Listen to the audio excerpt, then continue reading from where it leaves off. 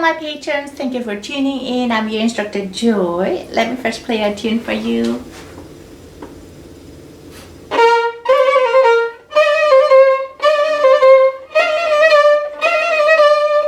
So this was beginning of Kreutzer study number 15. When it comes to trill study, this is one of the favorite study because it's a great way of training our very first trill studies or trill technique.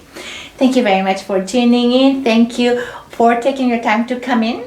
Now this Kreutzer book, if you don't have it, message me or send me text me on this Patreon and with your email address, and I would be happy to send you the entire Kreutzer book.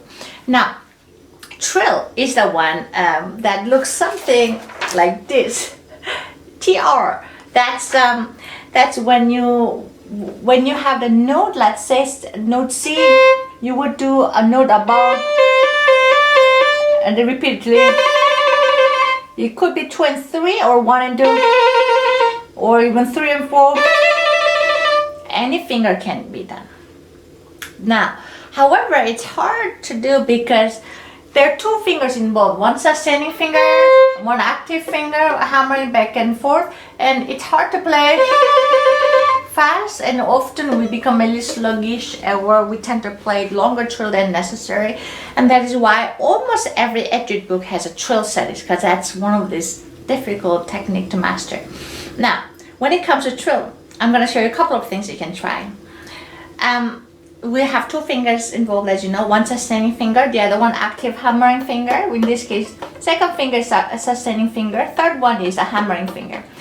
We think because we have to keep the second finger down, we have to press it hard, but actually that's not necessary at all. We have to make sure the sustaining finger in this case, keep it with a minimum fingertip weight, almost like harmonics, but just a little heavier, so you can play, but just minimum. But the active finger, the third finger, the trilling finger, gets much more finger weight. Now that's how we get clean trill. That's very first step. Second, the hammering finger. Because we're playing the third finger down, we focus on placing it down with weight, but actually we have to focus on it being lifted up. Yeah?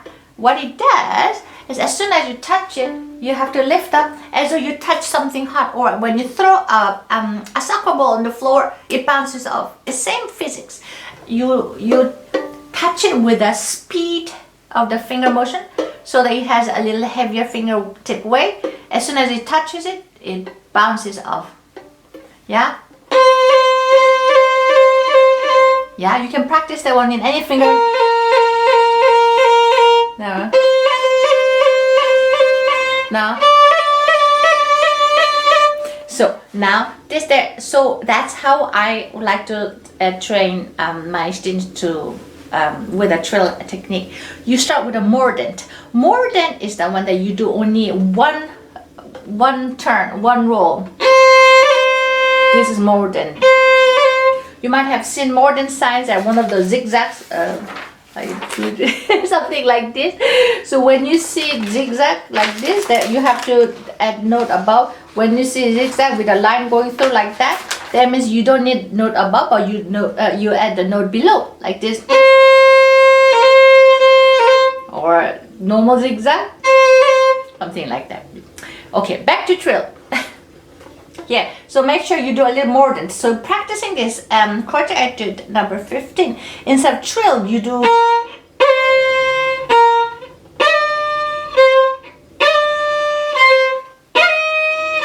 Here, notice I got rid of the grace note, which was here. There was grace note afterwards. Get rid of it. Just focus on the mordent first. Let's see. Here. On and on like that. Then, if you feel comfortable practicing that one, then you add mordent with a grace note.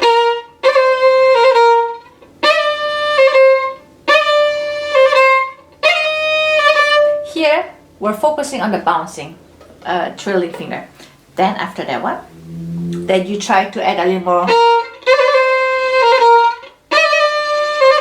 If you feel like it's a bit too much, then get rid of the grace note.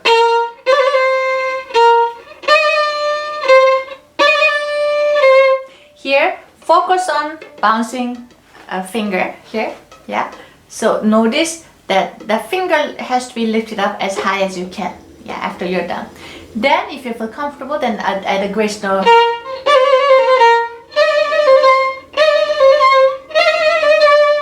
And if you want to practice in general, you can just practice each finger here. 1, 2, 3, 4. Now you do reverse. This time we're training the left, the trailing finger be on the string, but lighten the fingertip right away.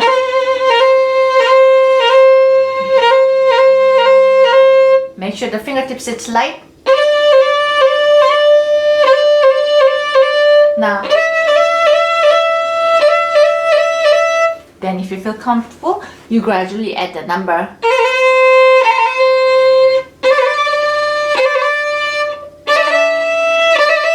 On and on like that. So this can be just couple days of couple minutes a day practicing. Just put on top of your daily practicing. It's one of those you can rely on a muscle memory. If you once you collected enough amount of correct muscle memory, the left hand will do it for you, and that's the beauty of working it correctly, being able to rely on muscle memory. Yeah. Thank you for watching. I hope this was helpful. I wish you all happy violin playing and stay well and healthy. Thanks again. Hope to see you again.